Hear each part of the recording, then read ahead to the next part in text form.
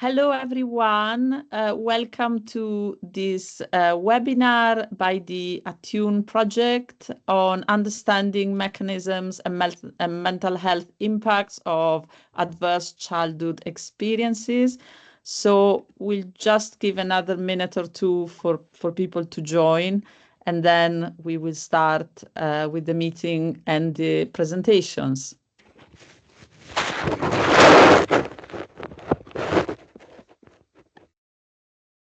Luke, I've just given you camera and mic access, and I'll do the same for Laura now.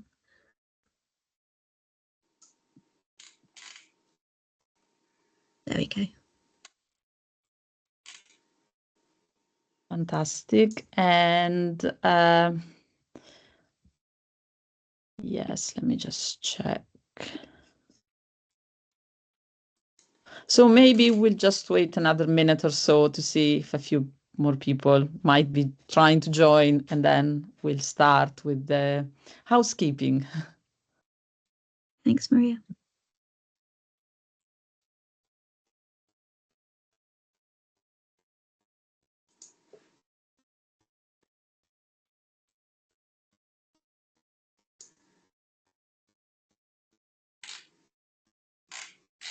Hello and welcome for people who are joining now.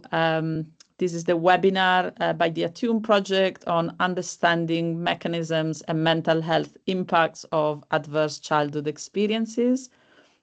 We're just about to start, just letting a few more people arrive. I can see that a few more people are joining us now. Fantastic.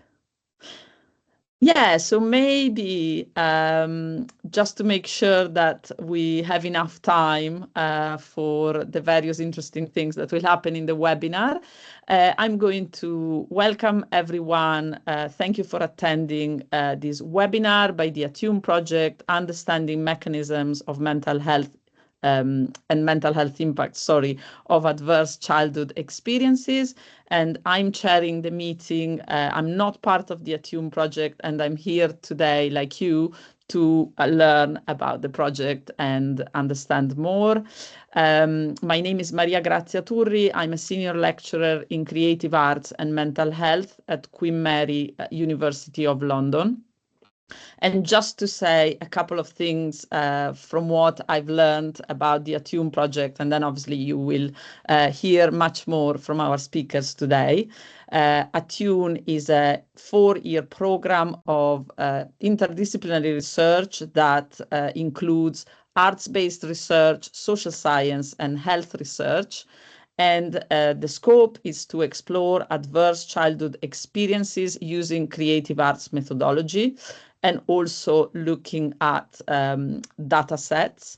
And it is led by Professor Cam Bui at the University of Oxford and Professor Eunice Ma at the University of Surrey.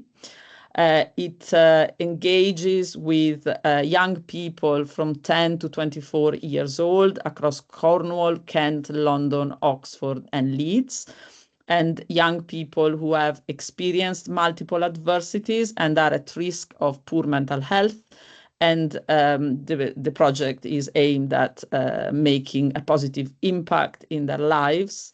And today's webinar will be focused on the project's work packages 1 and 2, which are about data collection through the lived experience of the young people and also through existing data sets to understand the mechanisms behind youth adversity. So the way it will work today is that we will first have a presentation by the work package 1 and the work package 1 for 20 minutes, and then you'll have 10 minutes for question and answers, and then we'll have the second presentation for another 20 minutes and 10 minutes for questions and answers. So the whole seminar will last 1 hour. We would like to ask you to put your questions in the chat, please, for the sake of time. If there is time in those question and answer slots to give you the possibility to speak live, we will do that. But just to be more efficient, if you could put your questions in the chat, we will look at them and then pose them to the speakers. Also, just to say that the webinar is being recorded and it will be publicly available on the ATTUNE project YouTube channel. And as participants, you will be notified when this is ready. And a last request, please keep your microphones off, but also do not use artificial intelligence note takers, because these are not permitted due to security reasons, and we will have to remove, unfortunately, any AI note takers if these are activated. Great. So without any further delay, I would like to introduce the speakers who will present the results from Work Package 1, Dr. Chloe Farahar, Dr. Luke Allder, Dr. Annette Forster, and Professor Nicola Shaughnessy. I hope I pronounced your name right. So over to you for the next 20 minutes. Thank you for that introduction, which has actually anticipated some of my introductions, so we can proceed quite swiftly to the next slide, to say that ATTUNE does consist of a diversity of disciplines across 6 works packages, but we're committed to a participatory approach whereby the lived experience of young people is part of that body of knowledge. Young people are the beating heart of the project to co-produce the research with us, and we've got young people working as project officers, filmmakers, a network of YPAGs, as well as the 74 participants who are part of the creative workshops that, as Maria said, were the basis for the data collection. So the focus of today's presentation is Work Package 1, and that was focused on data collection and analysis. And I'll start by introducing the Kent team. And as you'll see, we are also quite diverse. Some of us come from arts backgrounds, and we also have a psychologist, and most of us work in interdisciplinary ways across arts and science. So a key thing to say here is that by using arts-based practices in conjunction with science, we were seeking to combine richness with rigor, and you can be the judge of whether we achieve that. Next slide, please. So this is an overview of the project as a whole. Effectively, we were using creative practices to learn how multiple ACEs, diverse places and diverse identities shape the pathways and outcomes for youth mental health, and what actions young people want and need us to take. Next slide, and over to Luke, I think. It was to me, but that's fine. And actually, thank you for actually pronouncing my surname correctly. Nobody ever does. So I was really impressed. Thank you. So I'm Chloe, and we were interested in looking at our data specifically. So ATTUNE is a very big project. We had this huge data set, which I'm going to talk about a bit more in a second. But in terms of today, what we wanted to talk about was something that we did specifically charting particular areas of the data that we'd collected. So we were looking at specific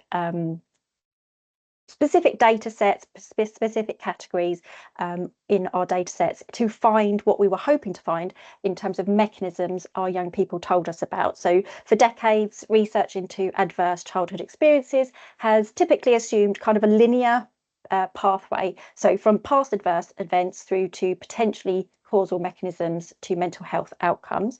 However, that research has typically relied on adult recall studies and cross-sectional data, and typically overlooking those crucial perspectives of the young people themselves.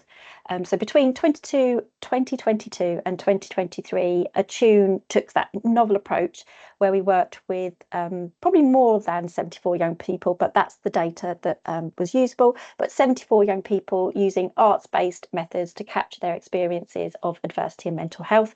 And we're going to share what we learned from some of those conversations about their experiences. So the aim for the analysis was that we wanted to talk about today anyway was to explore the framework analysis data that we used on the ATTUNE project, but how we specifically charted it in relation to what mechanisms might we find based on all the things that those young people told us about. So in terms of our methodology, but this was for the whole project, well, for the whole of Working Package 1 at least. So the ATTUNE project, we used that framework analysis, which not necessarily everybody's heard of before. We certainly had, and we had to work very quickly to learn how to use it. But framework analysis we used to examine data that was generated through those creative arts-based workshops. with our 74 young people who were aged 10 to 24 years from very diverse backgrounds. So there's an image there as well, a map with different sites that we worked across in terms of the UK. Our interdisciplinary team coordinated this analysis, and we included people from the arts, social sciences and psychiatry. So there was lots of very different people working on this project. For the study that we're going to talk about today, we charted key categories from that much larger ATTUNE framework analysis. So the framework analysis ended up being over 200 codes across all of our young people's experiences and quotes. But we charted very specific categories within that we thought would best address the question, what are the potential mechanisms with which youth adversity may positively or negatively impact young people's mental health? And so what we hoped was, obviously using arts-based approaches, that we created spaces where young people could express themselves authentically and beyond those limitations of maybe traditional interviews or questionnaires.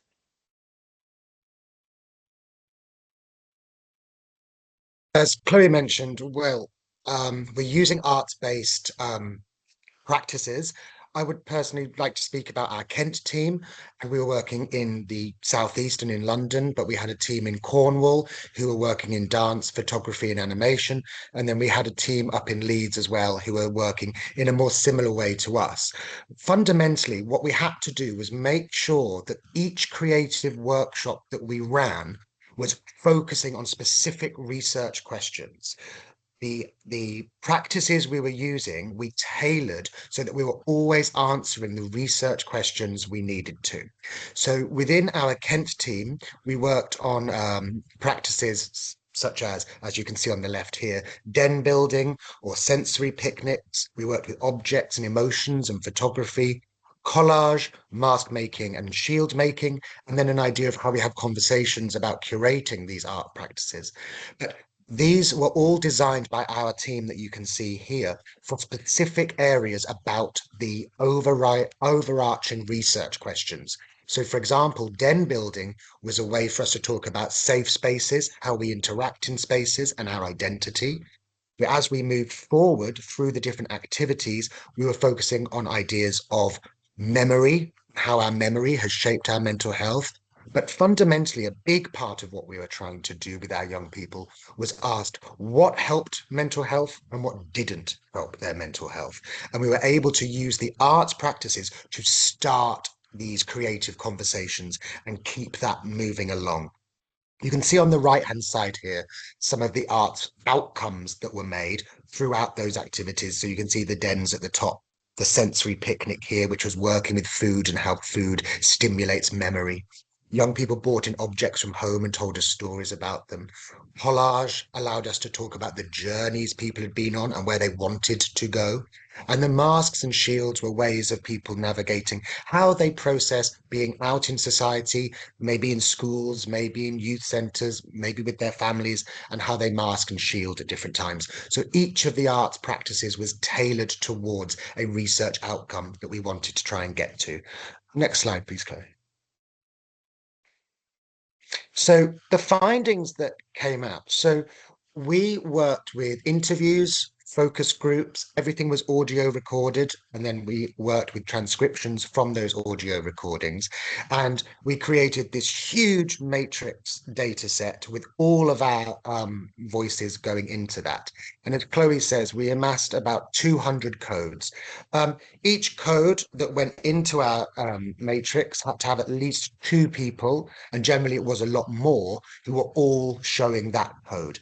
And those codes fit into 14 main categories. When it came to the research question regarding mechanisms, this came down to 5 of those categories. So then we were isolating those 5 categories, and they were mainly focusing on mechanisms that improve mental health or make mental health worse. And that looked at also lived experience and identity and sensory experiences, things like this. And our main overriding findings and insights, which here we were calling themes, were those mechanisms that were interpersonal, which was probably our largest theme, and that had multiple sub-themes within it. Environmental, which was how we navigate spaces that we're in, but also we had nature and sensory aspects. And then we had a third theme, which we were calling intrapersonal.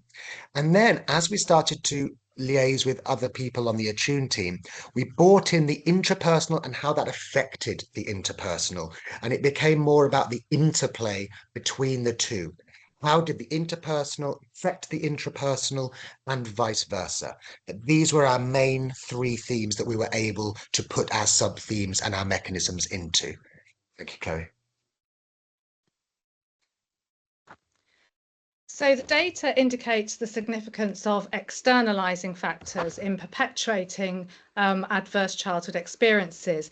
And that's something that was quite a significant finding, really, the extent of the externalizing factors. So this is the contribution of environmental contexts, particularly schools and support services, CAMS in particular, the role of teachers and authority figures, as well as peers, were all identified as factors that were contributing to risk or resilience in terms of those mental health outcomes. Now, this is interesting in relation to the ACEs in the original literature, which referred to abuse, neglect, household dysfunction through exposure to physical, emotional, sexual and substance abuse. And then there was some extensive ACEs literature that included bullying, racism, community violence, living in unsafe localities and foster care. And what our young people told us was this trauma, these kinds of traumas, continue to be felt in school environments. Adverse educational environments were felt to be really significant to perpetuating these kinds of trauma. And they talked about feeling unsafe, problematic interpersonal relations. They did actually articulate emotional neglect, sometimes physical neglect, bullying, which wouldn't surprise us either, and high levels of anxiety, and also things such as community violence that are being acted out in school contexts. So some of those original ACEs are being seen again, but changing shape slightly in a school context. So they did shed new light on some very complex interactions between schools and ACEs in that impact pathway. Young people also indicated that they had concerns stemming from interpersonal relationships, largely through talking to adults due to lack of trust in the adults in their lives. But interestingly, that was attributed to professionals and service care workers and not so much to parents. And you can see that from the quotes there. Another significant factor in talking about environments was the impact of sensory environments, and this came up again and again and again. How even something like lighting, being in an environment with fluorescent lighting, can actually make a young person feel unsafe, unable to articulate their thoughts and feelings. Next slide. Hello, I'm Annette. So I get to talk about the things that make things better, which is always quite nice to talk about the positive things. The young people we spoke to felt that there was kind of three key things that could help make things better for them. One of them was sensory. So if you got sensory wrong, it was not great, but if you got sensory right, it was a really positive thing. So tactile experiences such as interacting with soft textures as a means of regulating our emotions, especially for individuals experiencing sensory overload to help with managing distress. One young person commented, I mean, texture is like one of the most important senses for me because that's how I experience the world a lot. I'm always touching something or running my hands through something because I feel it feels nice, unquote. The next thing is community and friendship. Friendship building and friendship retention alongside feeling part of a community or a tribe were all attributed to improved mental health. In-person or online communities were seen as a significant mechanistic factor in the development and continued growth in confidence and better mental health. And one young person commented, but for me, it's community, having group sessions, doing something, going out, it does work. And the last one is nature. interacting with natural environments were considered consistently reported as beneficial for participants' mental well-being. Outdoor spaces, including forests, green spaces, and open fields, which facilitated self-reflection, emotional grounding, and cognitive clarity. And one young person said, "I just go lie in the grass in the rain, and I literally just feel that moment, and it completely changes my headspace." Thanks. Next slide. So for us, going into the huge data analysis, which hours and hours and hours of transcription done across multiple sites, and we're trying to pull out themes and sub-themes across categories and try and find what these main mechanisms are and were. And are and were is quite interesting, because one of the things we started to notice with the quotes that were coming out of our creative conversations were that young people, we thought it'd be quite linear. There was an ace and something was going bad in someone's childhood, in their early adolescence, and then there'd be a mechanism in place and there'd be an outcome. But actually, in the conversations we were having, what we were noticing, it wasn't necessarily linear in that way, but also young people were really not necessarily wanting to talk about past events very much. They were very much more focused on mechanisms happening in the here and now and wanting to make active changes for themselves and others. So there was definitely a focus on the present and the future. And also it was the idea that they were very aware that what had happened in their lives, or what was going on now, was a failure in the system, not in themselves.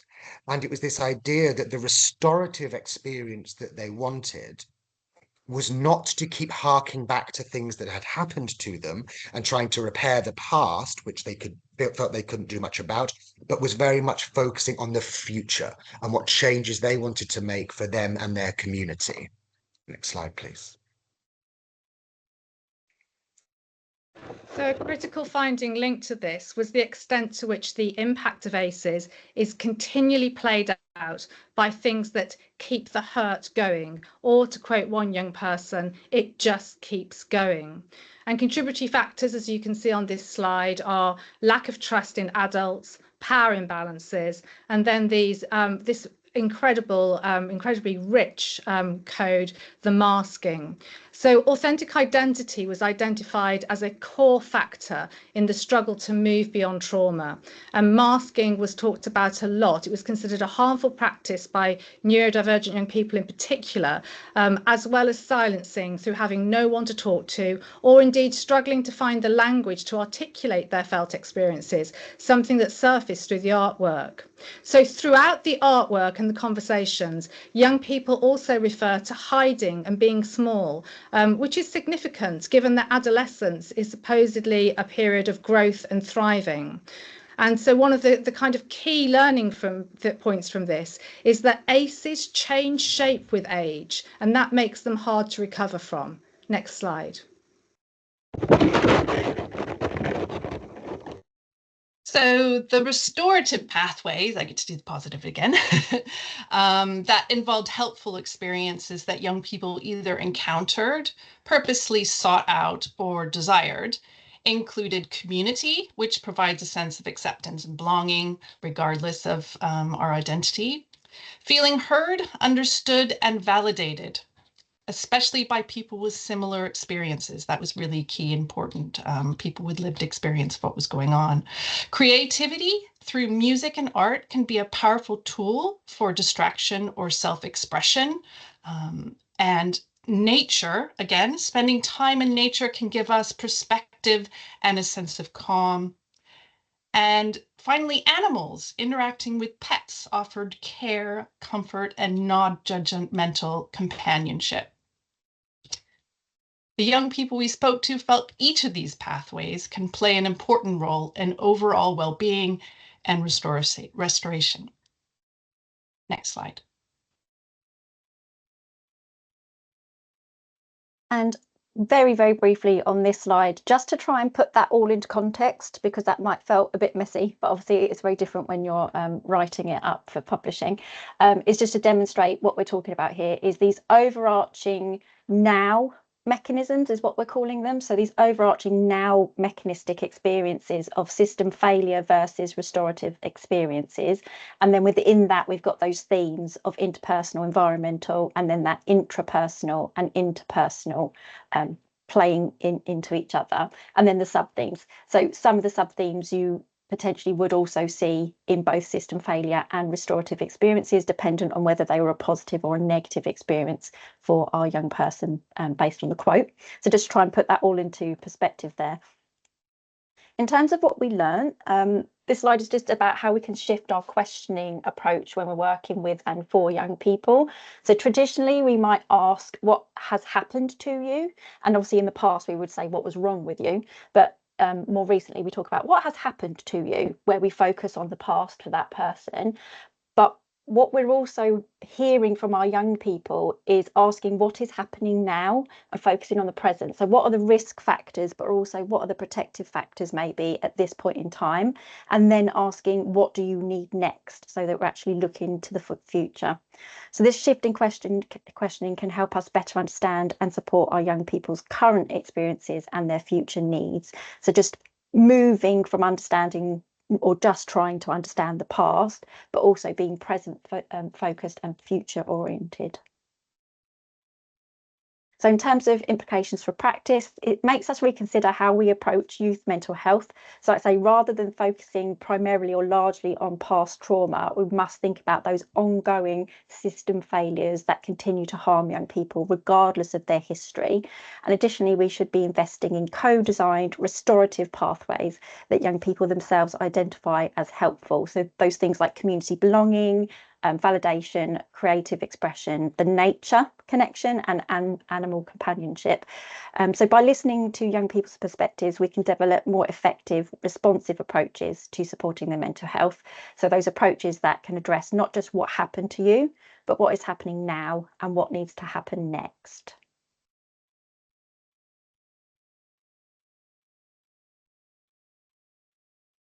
The ATTUNE project findings remind us that young people are experts in their own experience. When given the opportunity to express themselves through art-based approaches, they offer insights that challenge our assumptions and open new avenues for interventions.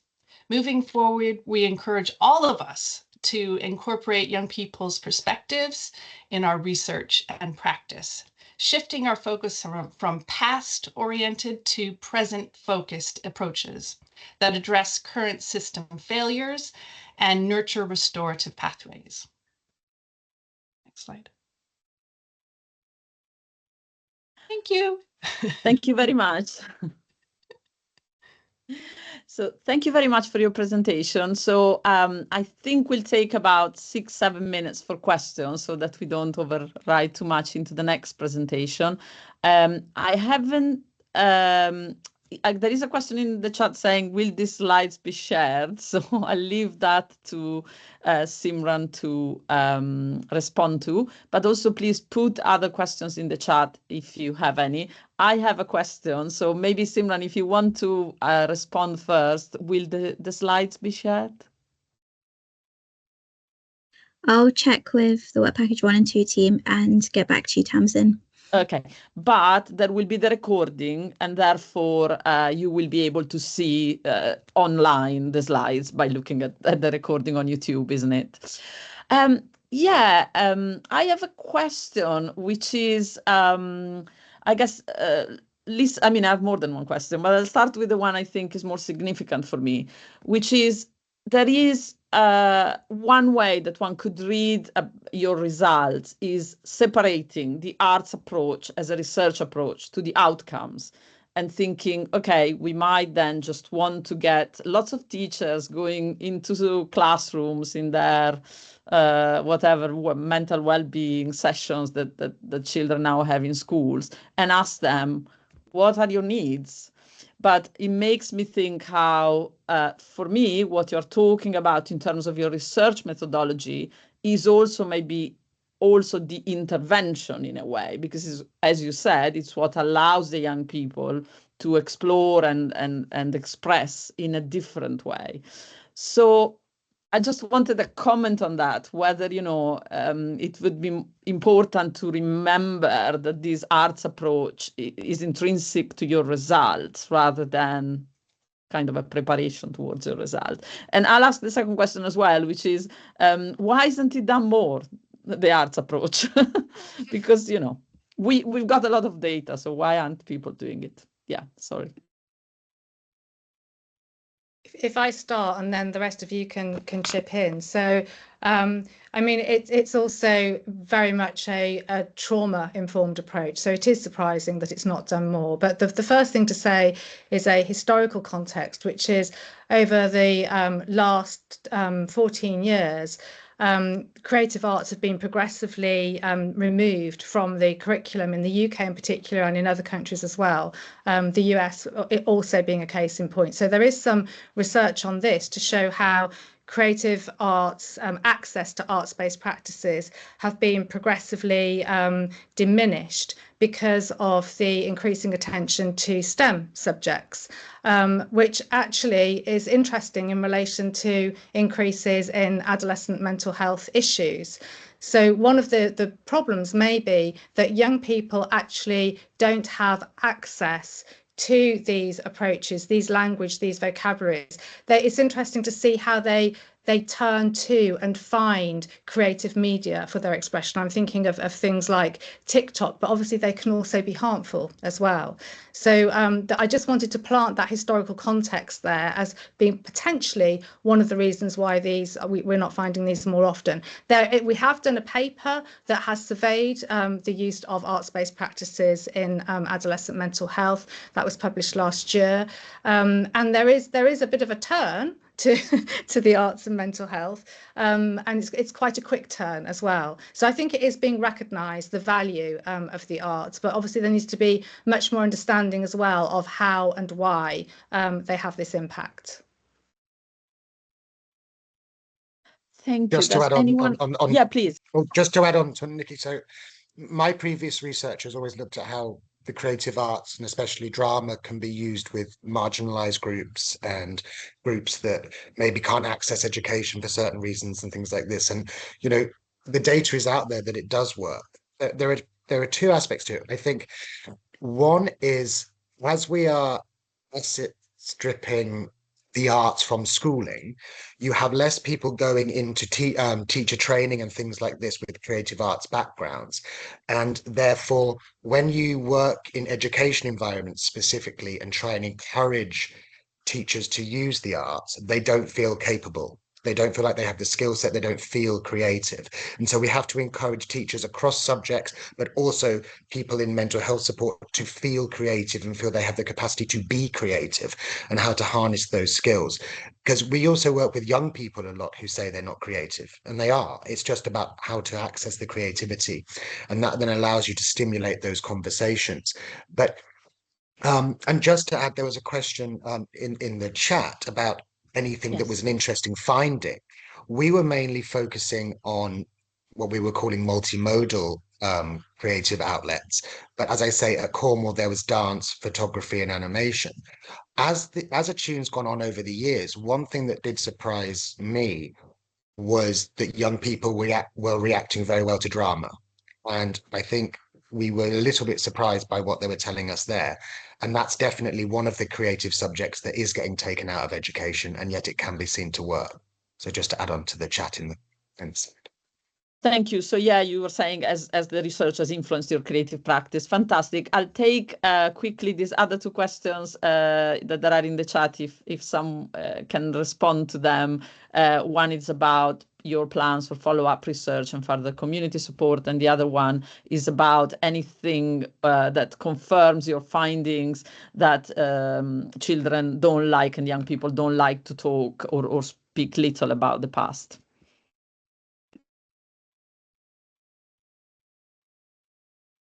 There's definitely lots of follow-up going on.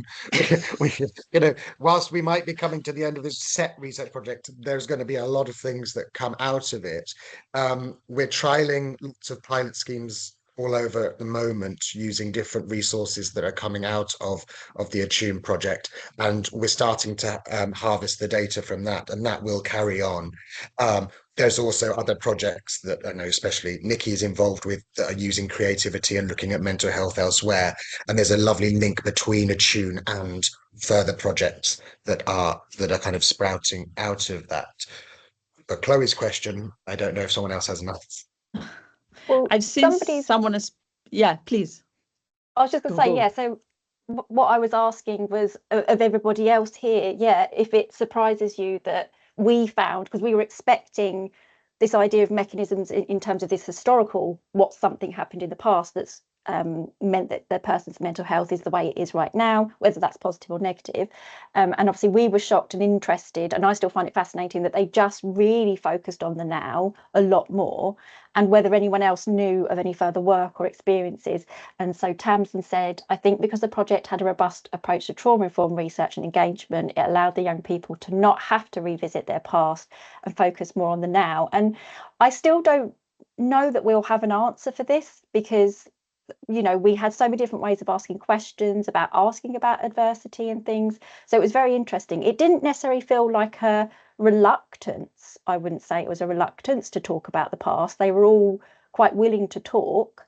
And so it's just very interesting to us that they just wanted to focus on, but that's the past. This is the now. This is the stuff that actually is hurting us. And Sarah Temple says that that's their experience too.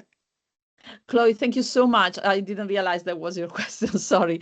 Okay. Just wanted to move on to work package 2 now, but maybe there is a useful space in the chat. If there are more questions, maybe you as speakers can also answer through the chat. Thank you for that. So now for work package 2, we have Dr. Laura Havers. So I'm handing it over to her and to Simran to manage the slides. So thank you very much so far, and then we'll have some more question and answer after Laura's presentation.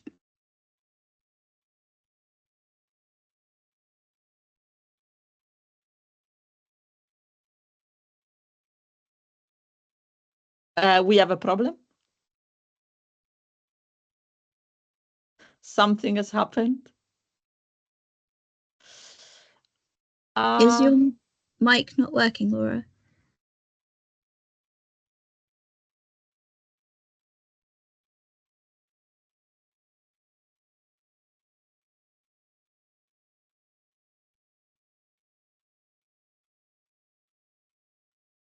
We seem to have a slight problem that we're going to try and fix. In the meantime, you can continue the conversation in the chat. Thank you.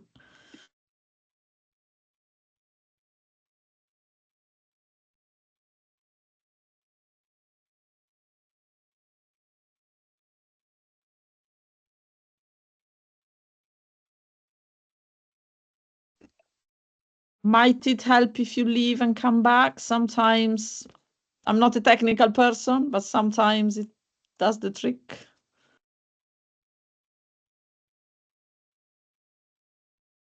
Because she came in the waiting room, I just thought, did you give her access to her mic and stuff? Yeah, you did. Oh, yeah. I did the same with Luke, and Luke's worked, so I'm a bit confused. Yeah.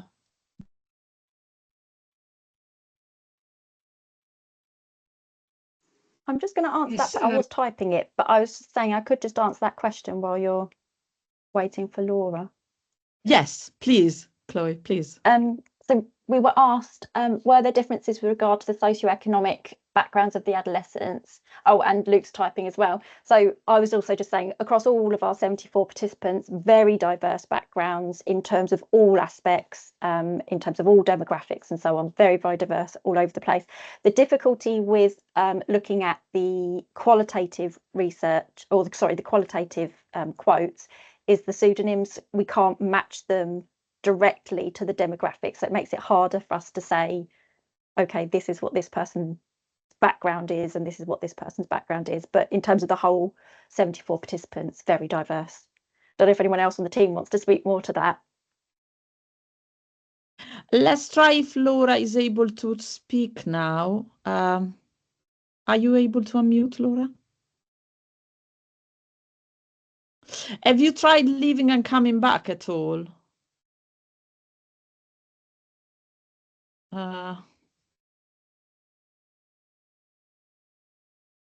Let's see if this works. And in the just 30 seconds if someone wants to say something. Yeah, I mean, I just wanted to say Sandy's comment, the now also offers a sense of empowerment and agency. And I think that was very important to the young people, and having agency and feeling empowered that they could make change for the positive and not focusing on the past. So yeah, definitely. Fantastic. Thank you. Try now, Laura, because you come up in a different place. Yes, in a different way. Yeah, thank you. Can you hear me? Yes. So over to you, Dr. Laura Havers, for your presentation. Okay. Then thank you so much. Thank you for bearing with me. Now, the next slight issue is that I appear not to be able to share my slides. So Simran does have my slides. This is just to add to the fun, Simran. There's several animations, so we can play a game of you guess when I need the animation, the next screen changing. Should we just see how it goes? Should we try? What could possibly go wrong? So thank you all very much in advance for bearing with what will no doubt be a bit of a journey to the end, but here goes. Let's give it a go. Thank you so much to Work Package 1. That was a lovely presentation, some fantastic findings. I'd quite like to rewrite my slides now, having heard your findings, but we'll proceed with what I've got for now. So, talking to you today about mechanisms and mental health impacts of youth adversity through an intersectional lens. Next slide, please. So an overview of my short talk today, or a roadmap to the end of my talk, depending how we're feeling. I'll give a very brief introduction and then again a very brief overview of our studies and key findings. And then I will do a very, again, brief summary, and we'll have a bit of a discussion of the findings as well. Next slide. I just had another notification saying that my internet quality is bad, so again, apologies. Thank you for bearing with me. So just in terms of the aims of Work Package 2 of ATTUNE, we're interested in investigating the links between youth adversity and adolescent mental health by intersectionality. I'll talk through these terms in the following slides, so bear with me. And what we're really interested in is starting to think about what explains these links. So that's where that mechanisms aspect comes in. And we're doing all of this in a very different way to Work Package 1. We're using existing quantitative data. Next slide, please. So just in terms of definitions and terms, we're calling our ACEs youth adversity. So we're thinking about these stressful and traumatic experiences during childhood and adolescence in the home. So thinking about our traditional conceptualization of ACEs there. And then also expanding that to include, if you just tap the little thing, thank you, Simran, expanding that to include experiences outside the home. So this is nice to hear what's going on in Work Package 1. So thinking about these adverse experiences in schools and in communities as well. And what we know from a well-established literature is that these adverse experiences in childhood and adolescence impact negatively on mental health, both proximally in childhood and adolescence and across the life course. And we see this when we look at self-reported data and also in terms of diagnosed conditions as well. Next slide, thank you. This will be the fun one with the animation, Simran, so let's see how it goes. So what we're thinking about is our youth adverse experiences, youth adversity as being a pervasive social determinant of mental health. You could click the thing, lovely, thank you, and again, perhaps.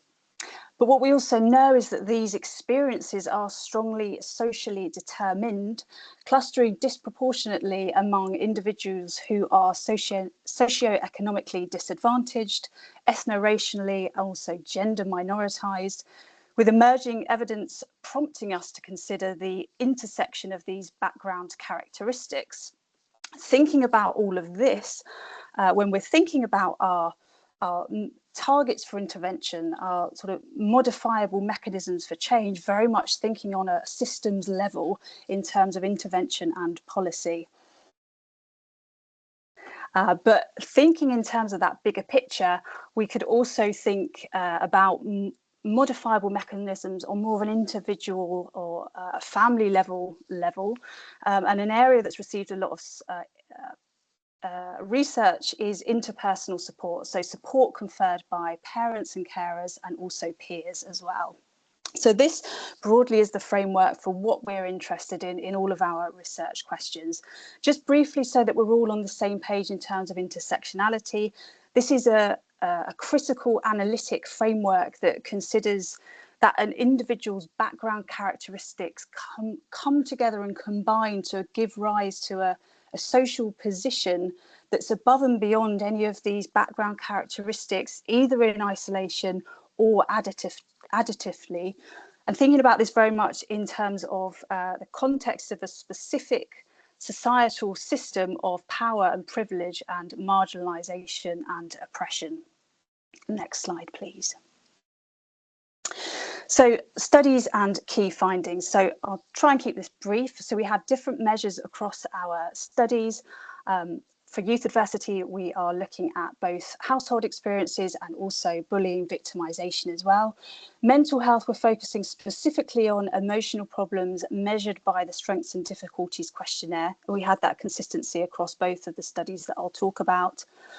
In terms of intersectionality, we assigned each individual to an intersectional profile based on their combination of background characteristics, based on the available data in the different data sets that we used. So, for example, an individual could be classified as being a high SES Black female or a white neurodivergent male, so on and so forth, different combinations of these characteristics. And in the third study that I'll talk about, we're also interested in that interpersonal support conferred by parents and carers. If Simran, if you just tap the space bar or arrow, thank you very much. So looking specifically at aspects of parental carer support via nurturing and autonomy giving, measured by the parental bonding index, also having positive relationships with parents and carers. And then in terms of peer support, thinking about having, if you just tap Simran, having friends to confide in, and also having culturally integrated friendships. So having friends from cultural backgrounds from one's own and other backgrounds, which I said too many backgrounds there, but I hope you got the gist. So studies 1 and 2, I'm going to smush together and see how we go. So this studies 1 and 2 is all analysing data from young people in the Head Start Cornwall cohort. This is young people living in Cornwall in the southwest of England. This sample is broadly representative of young people in Cornwall, and again, broadly representative of the UK more broadly. In terms of intersectionality profiles, we had gender, SES, which was measured by free school meals from school census data, and then trait neurodivergence as well, giving us 8 intersectionality profiles to look at. Okay, next slide. Thank you very much. The research questions. So here's the broad framework for all of our research questions. Is we're interested in the impacts, the effects of youth adversity. That was fun. Impacts of youth adversity on emotional problems in adolescence. And in these 2 studies, we look at the first study, we're looking at cross-sectional data, so emotional problems in 13 and 14-year-olds. And in the second study, we have longitudinal data.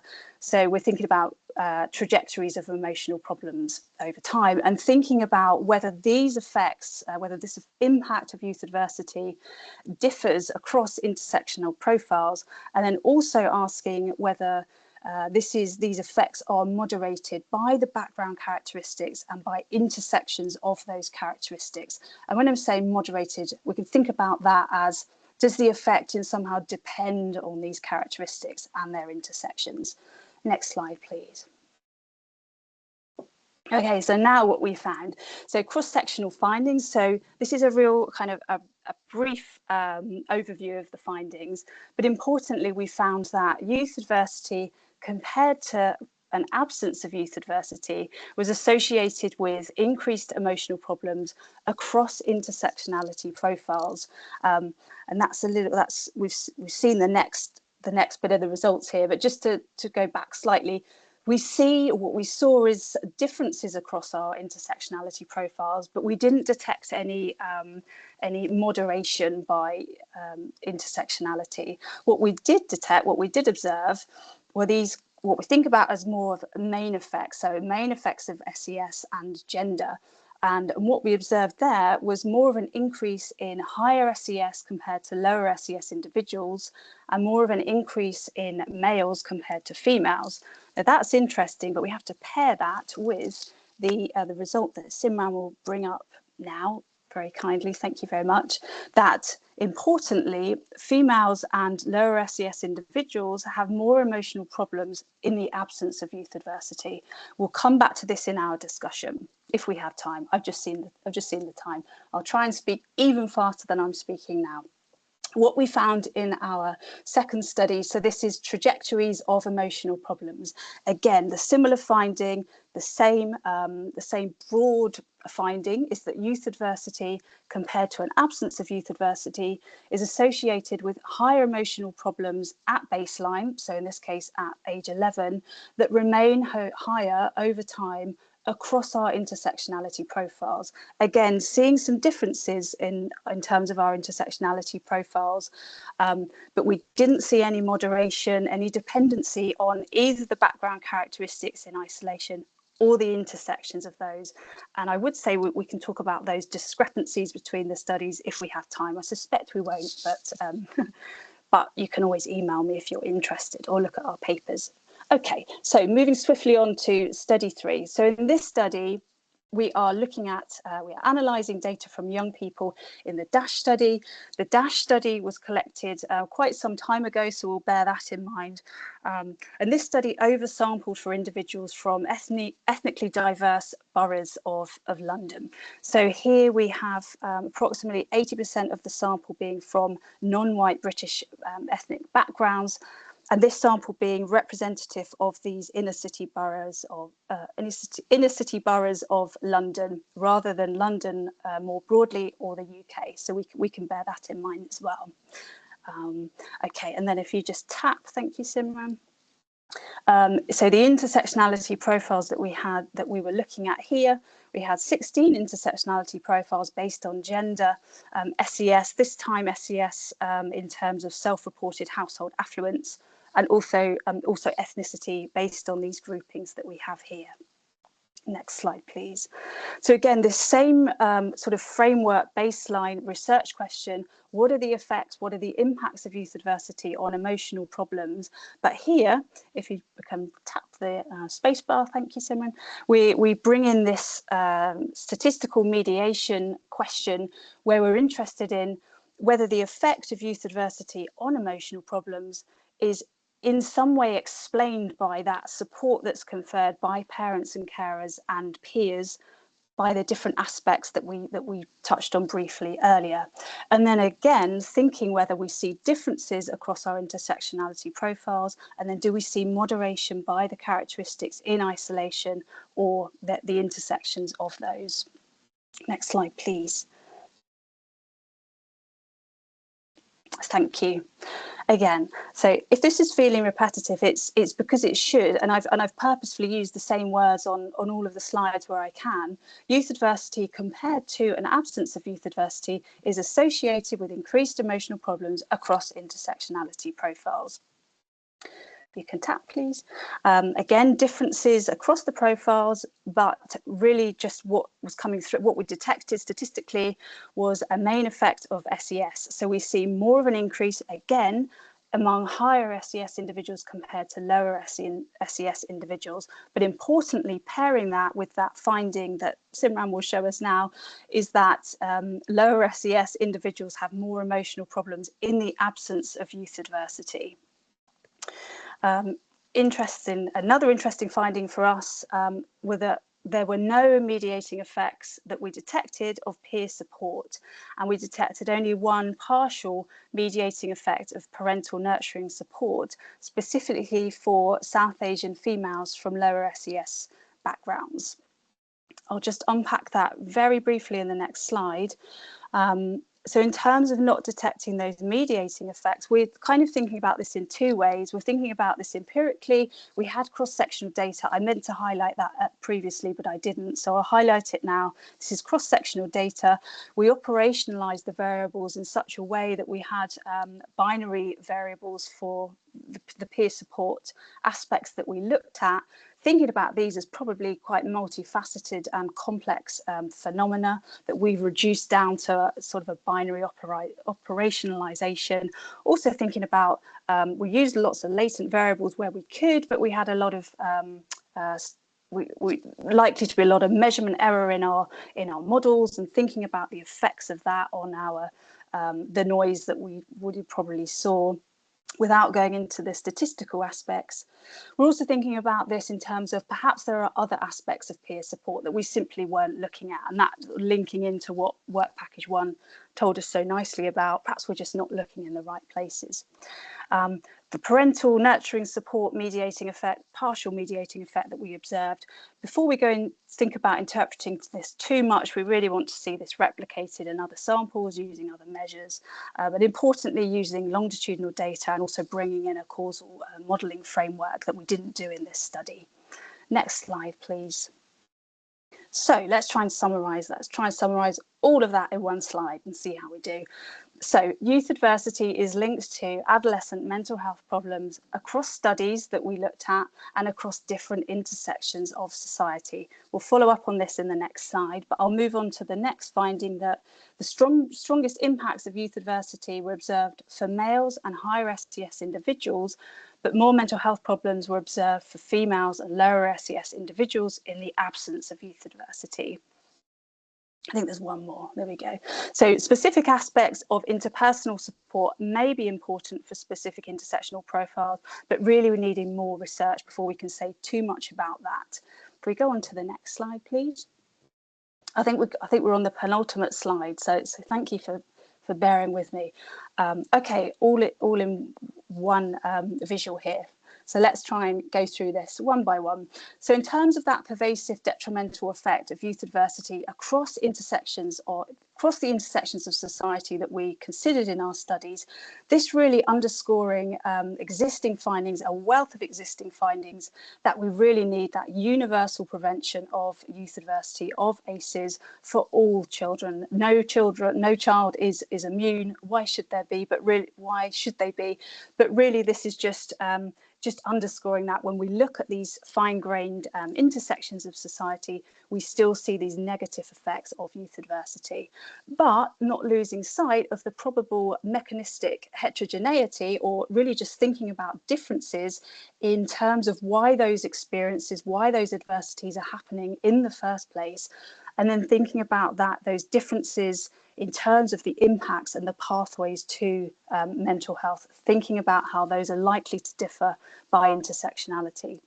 In terms of the disparities that we saw by gender and socioeconomic background, we could think about that, and we could think about where the mechanisms are happening here. So for our females and for our low SES individuals who have higher levels of mental health problems, even in the absence of youth adversity, we can think about these individuals being subjected to higher levels of structural and systemic stress, that in some way they are buffered, if you like. They're having this buffering effect or inoculation effect against that additional stress that they are experiencing. Equally, we could think about it in a ceiling effects type way, where these individuals have such high levels in the first place, there's sort of little space for them to go in the face of adversity. We could also think about that in terms of the measures we're using. Perhaps we just don't have enough granularity at the extreme ends that we need to be measuring this. I'm noticing time. I'll try and really rattle through this, but in terms of the lack of detected intersectional effects, this is really important. We didn't necessarily detect big differences, sort of moderation dependency effects by intersectionality. But really, when we speak to our young people, our individuals from diverse and multiply marginalised backgrounds, the intersectional lived experience is important. It matters, and it matters a lot.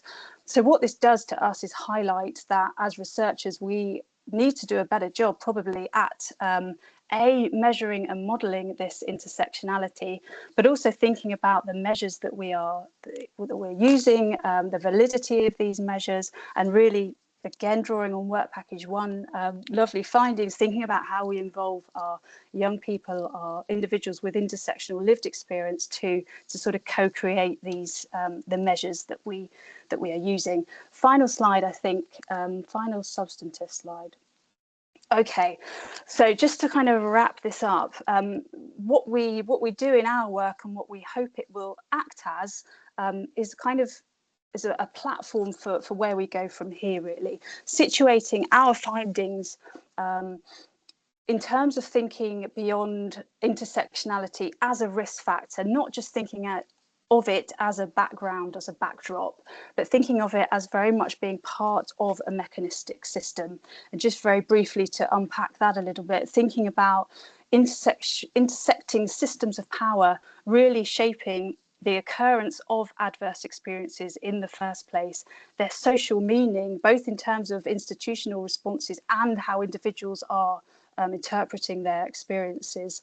Also in terms of the access to support that individuals have, and then importantly thinking about how individuals are embodying and internalizing that stress that they experience. So really thinking about this as being a mechanistic framework. Next slide. We're out of time, but I do just want to say thank you very much, for listening, bearing with me, also thanking our young people, part of the studies, as well as young people in our young people advisory groups, funders and wonderful collaborators, listed alphabetically, I should point out. And then the final slide, thank you Simran, was just flashing up the papers that we have, 2 peer-reviewed articles, one currently as a preprint, and then an Oxwell study paper coming soon. So thank you very much for listening. Happy to take questions, but also I think, yeah, there we go. So if anyone wants to email me with questions, that would be great.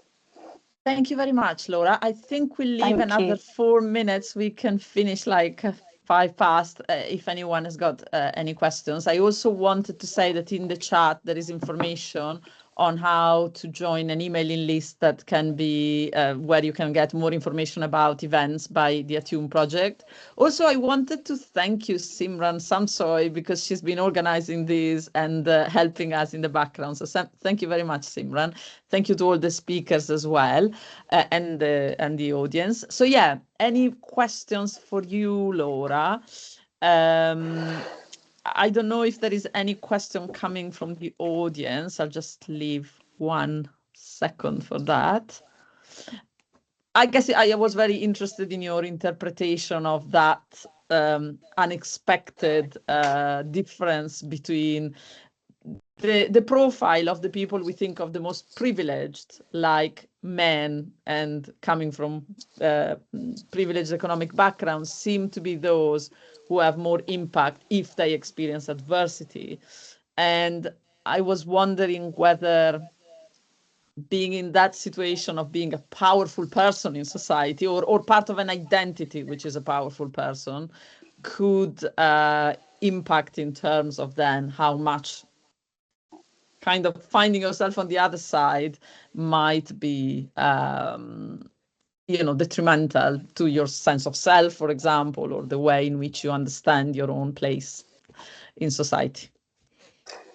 Yeah, I think that's a really good point. And I think it's something that we unpacked a little bit in 1 or 2, or maybe more of our papers, is thinking about it, yeah, in terms of the experiences of females and individuals from low SES backgrounds, but equally, yeah, thinking about those experiences of what we consider to be more privileged individuals, males, and socioeconomically advantaged individuals, and thinking about that, just as you said, probably in a better way than I will say, is that, you know, not being used to the adversities perhaps in the first place when they are experienced, thinking about that, the impact of that in terms of mental health, and perhaps in terms of peers, you know, what's going on around you, the kind of the normalization aspect perhaps isn't there. It's just, yeah, I mean, perhaps slightly speculatively saying this, but there's absolutely things to think about there, and to future research to perhaps focus in on, and then thinking about how we can bring in our young people into those kind of discussions and how we frame our research questions. So yeah, thank you. It's a very good point. And there were some comments also by Luke in the chat about the ability perhaps of people who sit in those more privileged identities to articulate some of their concerns. But I don't know if you, yeah, please. We found the same in our WP1, especially with low SES, especially refugee and asylum seekers, but also low SES people of color, both genders, where we had voices saying, in my culture, we don't talk about mental health. I don't have permission to talk about it. We deal with it differently. And so that was a voice that was echoed in ours as well, that there was definitely in higher SES young people, especially white people, they felt they had more confidence to talk about those subject matters. That's a really good point. And I think that kind of speaks to the just the complexity of trying to interpret these findings, and also how we approach the research questions we're asking, that sort of thing, because we sort of tended to think about, certainly in our work package, in terms of structural systemic forces and factors, but also, like you just said, is thinking about the sort of cultural aspects as well, and probably needing to tease those apart if we really want to really get mechanisms. It's how we ask the questions, and the wording of the questions is so important with these groups. Yeah, absolutely. Thank you, Luke. And it seems to me that there is a lot of synergy here then to be teased out between your two work packages. So that's great. So thank you very much, everyone, for presenting today. And thank you, everyone else, for coming. Fantastic. I think we can close it here. And if people are interested, they can come to more of your presentations and webinars. Thank you. Thank you so much. Thank you.